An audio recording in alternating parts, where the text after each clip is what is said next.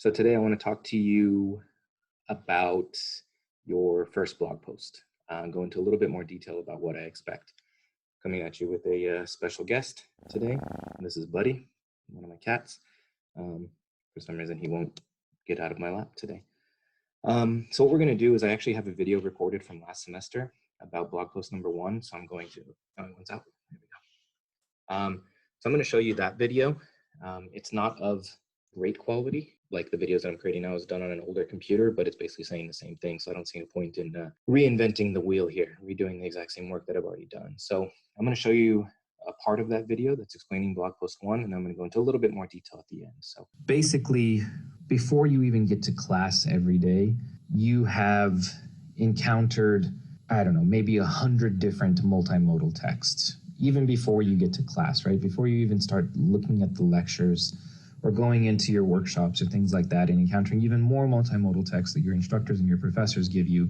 These are just things that we naturally take for granted in our everyday life. Any sort of piece of media that we encounter in the world is trying to communicate to us, and it's trying to become a successfully rhetorical communication. We think about rhetoric from 150 being ethos, pathos, and logos, right? Ethos means it has credibility, pathos means it has emotion, and logos means that it has some sort of logic, stats, facts, and data to support it. It has evidence behind it. Those are obviously the very, very basic definitions of ethos, pathos, and logos. We encounter them every day. You know, the tea bags that we bought, right? When we encountered these tea bags, we made rhetorical decisions based off of ethos, pathos, and logos in order to buy that certain box of tea bags, right? Maybe it's the same tea bags that Babushka has been using her whole life, and so it has the credibility of your family. They're always being used in the family, so that's why you purchased it, strictly based off of ethos, right? Maybe the box was very colorful and passionate and appealing, or it's funny or silly, and so you bought it based off of the way the box looks because it's making you feel some sort of emotion, right? Or maybe it had this amazing description on the box that said, you know, it was completely organic, farmed in the high fields of India by, you know, local farmers. It had this amazing sort of description on the box. And so you use logos there to make that decision to buy those tea bags. So in the same sense, we encounter all these other multimodal texts that are using rhetoric, traditional rhetoric, ethos, pathos, and logos, as well as multimodal rhetoric. And so that's the big thing that we're trying to get into now is multimodal rhetoric, audience, purpose, and context, right? The first thing we have here is how can we identify multimodal rhetoric in your text? So if you have a text, whatever it might be, we need to start analyzing it for audience, purpose, and context. Right, the rhetorical situation, analyzing sort of where your text takes place. Here it explains to you the who, the what, the when, the where, and the why, right? The audience is the who. So who does the author want to reach with this specific text? The purpose is why and what, or why does the author want to reach that specific audience? And what does the author want to convey to that audience or to communicate to that audience? The context meaning the when and the where. So where is it located? Where did you see it? Where was it found? Where was it first published? What was going on when that happened, right? When that publication occurred, or when it was first seen, or when it was first put out. So that's the who, the what, the when, the where, the why. And then the how is something that you want to focus on in design choices. So how did the author sort of communicate his message? What design choices did he decide to use in order to communicate his message? What you're doing for blog post number 1 is creating a rhetorical analysis focusing on multimodal and traditional rhetoric using the ideas and terminology presented in our discussions. Right? This is mainly what you're doing. You're finding a multimodal text on your own, whether that be a music video, a short video you see on YouTube or Instagram or Facebook, an informational commercial, a image that you saw that you really liked, a poster that you saw that you really liked, a GIF that you really want to break down, a meme that you want to break down, a website that you really want to sort of analyze, whatever it may be, as long as it is multimodal, meaning that it has multiple modes within the text. So what I have done for you is I've given you some guiding questions for things to think about that should be included in your rhetorical analysis. So how can we identify multimodal rhetoric in your text? Where do we see How do we understand audience, purpose, and context from your digital text that you found, your multimodal text? What are the modes and the basic design elements in your text? So this is you kind of just identifying that the author has used the linguistic mode with the oral mode, with the visual mode in order to communicate his message, right? Some of the most basic design elements he's using are the ones that you want to take from chapter 2 of Writer Designer.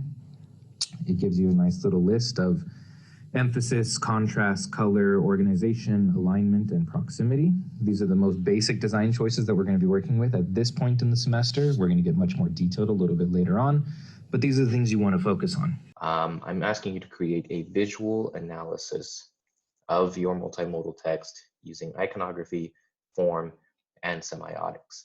So I will be expecting to see an analysis of all three of these different theories, iconography, form, and semiotics. I will also expect you guys to be using sources from on iconography, form, and semiotics. Iconography, form, and semiotics are not easy theories to understand, and so it may help for you to introduce these theories and explain these theories in your blog post as well. Remember, your blog posts are written for a wider general audience, and so iconography, form, and semiotics are not common sense topics. A good blog post will provide some sort of explanation of what all three of these theories are. Make sure that you are analyzing using all three of these theories. Iconography and semiotics are going to be the more important visual analysis, but I do expect to see something about form in there as well.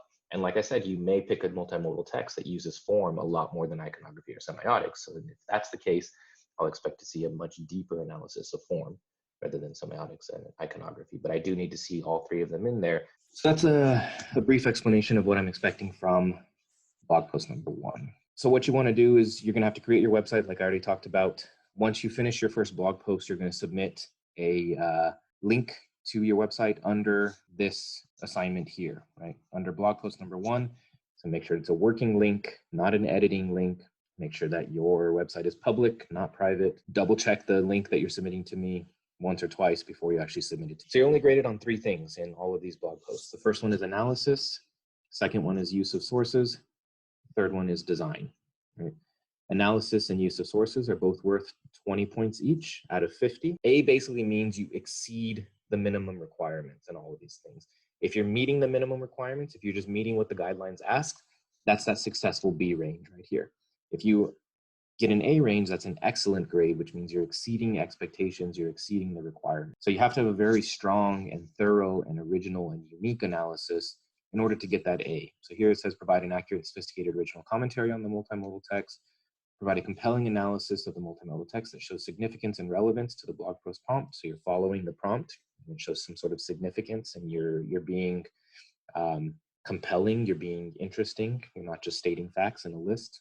You clearly address all the essential details and the guiding questions from the prompt, so you have to answer everything that I asked in the prompt. What these blog posts are really doing is they're proving to me that you have completed the readings, that you understand the readings, and you know how to interpret and apply the readings and the theories to your own multimodal text. If it's evident that you haven't done the readings, that you don't understand the readings, and that you're just trying to sneak by just putting some of the vocabulary terms, the terminology from our readings, that's not going to work out for analysis, and you're not going to be successful in these assignments. Use of sources means you have to integrate the material, the sources, the articles, the chapters, whatever it is, you have to integrate that material into your discussion and into your analysis. One way to make your analysis stronger is to always use the material from our readings, but make sure that you're proving to me that you understand the theories that are being discussed in our reading. So design is going to matter for these blog posts, and design is going to matter for everything that we do in this class.